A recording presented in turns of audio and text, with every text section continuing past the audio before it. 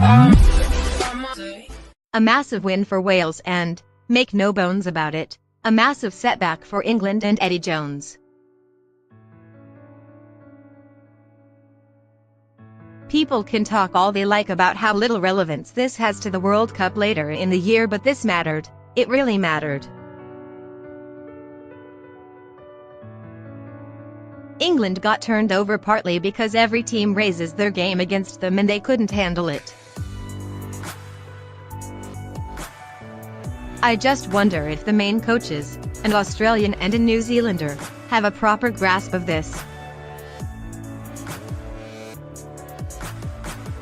Every team UPS it when they play England, you have just got to live with it. First of all, hats off to Warren Gatland and Sean Edwards, who got a Welsh team firing after two uninspiring wins in the opening rounds and had done their homework on England, and hats off to Dan Biggar, who was a superstar when he came on as a replacement in the second half for Wales, and everything he touched turned to gold.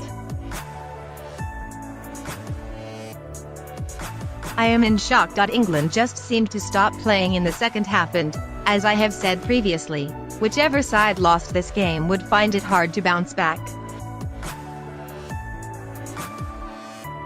England have Italy and Scotland at home to come, and 4 warm-up games before the World Cup.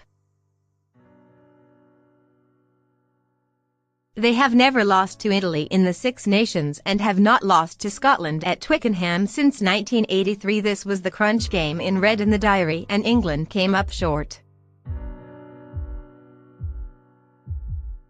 The pressure will come on Eddie and assistant John Mitchell because England just played too defensively.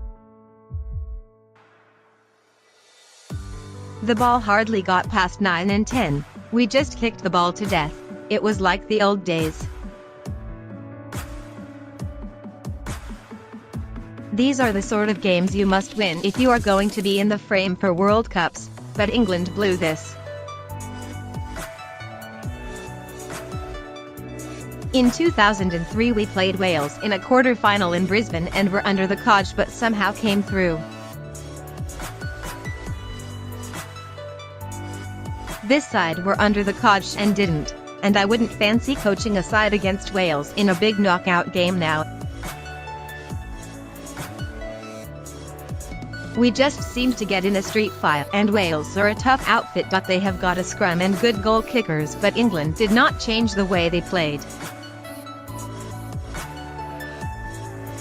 They didn't threaten the Welsh line. Apart from Tom Curry's try. Only Wales can win a Grand Slam now, and England will be kicking themselves, especially when they look at the clips of the second half. After kicking Ireland and France to death, but importantly scoring tries off kicks against France, their kicking game went to pot, and the Welsh back three Liam Williams, George North, and Josh Adams were more than up to coping with it. Our kicking game was awful. It was instructional that Wales's winning try came from a good kick, but England were not at the races after the break. We hardly saw the England midfield, Manu Tuilagi and Henry Slade, and this is going to be an incredibly hard loss for Eddie and his side to get over. On the plus side, Curry had an unbelievable game and stood comparison with the much vaunted Welsh back row. He is still only 20, and with Sam Underhill around we now have 2 genuine open sides to take to Japan. What England don't have to take to the World Cup is a win over Wales ahead of the tournament, and that is a big blank. Wales deserved to win, but England had their chances. They could almost have put the game to bed by halfway. England were 10-3 up at the break after a brutal first 40, but that should have been 13-3. All the chat was that the next score after the break would be vital, but Eddie Jones's side had already had a clear drop goal chance but didn't take it. that would have been the next score. Drop goals are not just reserved for winning World Cup finals like Joel Stransky in 1995 or Johnny Wilkinson in 2003. They are legitimate methods of building the score, and that was not too clever from the English. There would have been nothing more dispiriting for the Welsh than to go down the tunnel 2 scores down.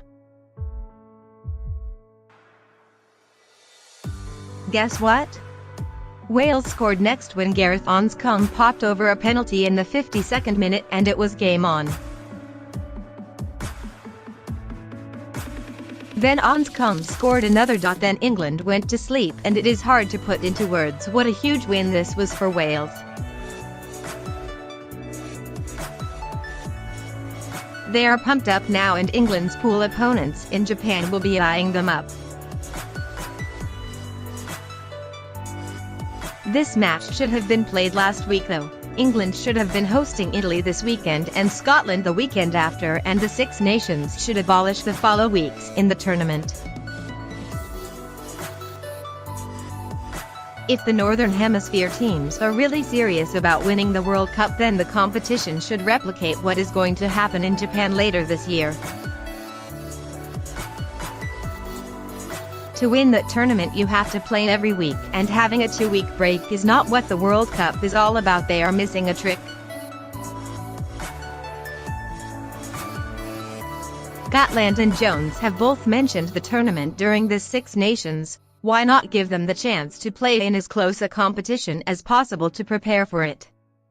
They seem to want to spread it out, but teams need to get used to playing Saturday, and picking up the odd knock like you do in the World Cup. Plus, clubs are playing in the Premiership and Pro 14 without their top players, so I would get it down to 5 weeks and do it as a block, but commercially it doesn't suit.